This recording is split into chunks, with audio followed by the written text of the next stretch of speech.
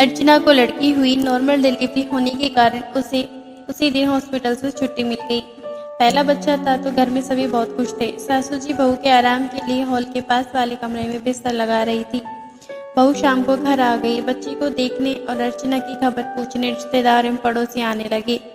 सासू माँ घर का सारा काम करती, अर्चना एवं बच्चे का ध्यान भी रखती और आने वालों का स्वागत भी करती। कहते हैं सभी एक जैसे नहीं होते।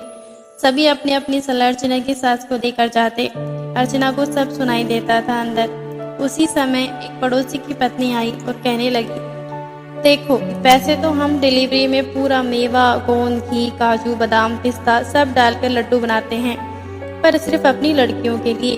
अब बहू है और लड़की पैदा हुई है तो थोड़ा कम भी चल जाएगा।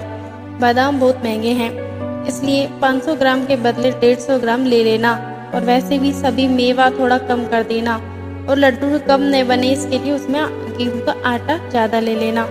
अर्चना की सास सब सुनती रही। अंदर अर्चना भी सब सुन रही थी। पड़ोसन चली गई। ससुर जी बोले, देखो मैं बाजार जा रहा हूँ तो मुझे सामान लिखवा दो, क्या लाना है, कोई चीज बाकी ना रहे। अर्चना की सास सामान लिखवाया। हर चीज उनकी लड़की की डिलीवरी के समय से ज्यादा ही थी। ससुर जी ने पूछा, इस पर सभी सामान ज्यादा हैं, क्या तुम भी लड्डू खाने वाली हो? तब अर्चना की सास बोली, सुनो, जब बेटी को डिलीवरी आई थी तो हमारी परिस्थिति अच्छी नहीं थी और आवक भी कम थी।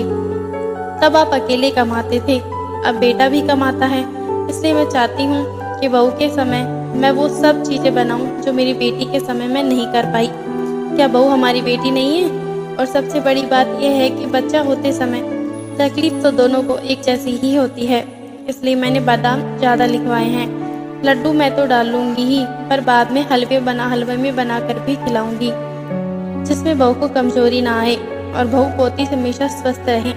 अर्चना ये सब अंदर सुन रही थी और सोच रही थी कि मैं कितनी खुशकिस्मत हूँ। और थोड़ी देर बाद जब सासू जी रूम में आई तो अर्चना बोली, मैं आपको मम्मी जी की जगह मम्मी कहूँ?